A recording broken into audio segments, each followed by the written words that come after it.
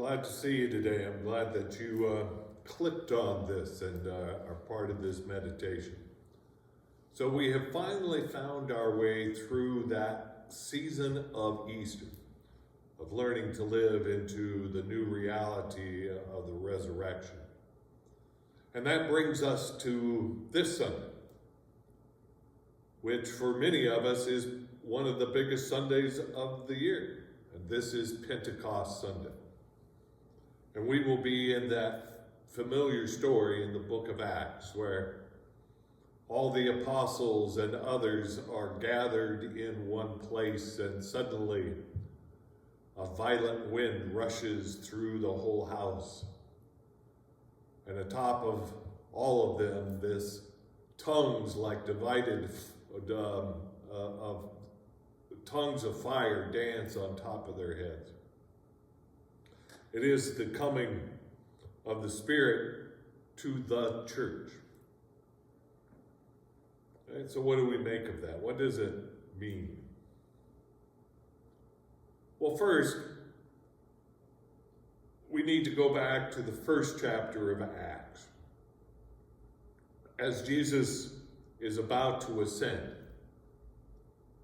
Jesus tells the disciples, the apostles, to stay here and wait for the Holy Spirit, and then be sent and witness to Jerusalem, to Judea, to Samaria, and to the ends of the earth. And so the apostles have been anxiously waiting for these 50 days. And the Spirit comes in. And it's the beginning of the empowering of the church. Not necessarily the beginning of the church, but the enabling of the church. And so for me, I read from that these three forces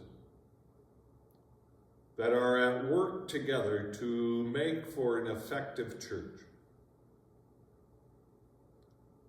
that make it possible for us to be a witness to Jerusalem. That is, to be a witness to our local community. That's what being a witness to Jerusalem is. It is to be a witness to Iowa Falls, but also a witness to Hardin County, to the state of Iowa, to the world beyond. So these three forces that make for an effective church. First is that spiritual power, of course, right? Like a rush of a mighty wind or a violent wind that comes in and disrupts. What that Spirit does, it enables, it encourages, and it enlightens us, or God's servants, then to go into the world to be the voice of God's message. It empowers us to do what God asks us to do. It enables us. It gives us the words to say. That's that spiritual power, and we need that in order to be about our business. The second force is a uniting power that is part of that Pentecost event. The Spirit doesn't care how old you are. The Spirit doesn't care what gender you are. The Spirit does not care what country you belong to. It is this uniting power. It crosses over all our human barriers, right? Your gender, your age, your nationality, whatever it may be, the Spirit unites that and makes it one. It doesn't make us all the same. We can still be diverse, but united as well. So we need that uniting power to be effective. The third force at work is this identifying power. You'll remember when you read that tongues of fire danced on each of their heads. The individual. The tongues of fire identified each of them as an agent of God's message.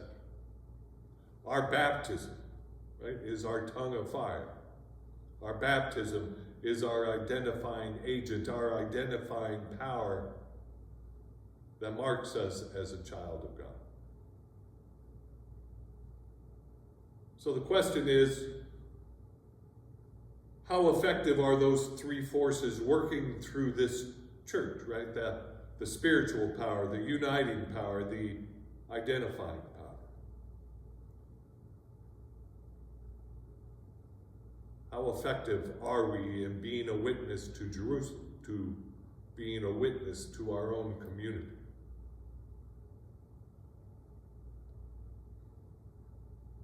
Well, I think we do a fairly good job.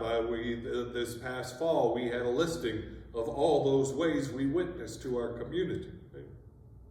Through our community meals, through our food pantries, through our opening up of our building to the community, to our partnerships with Barnabas and Atlas and Iowa Falls Ministerial Alliance, and the list goes on.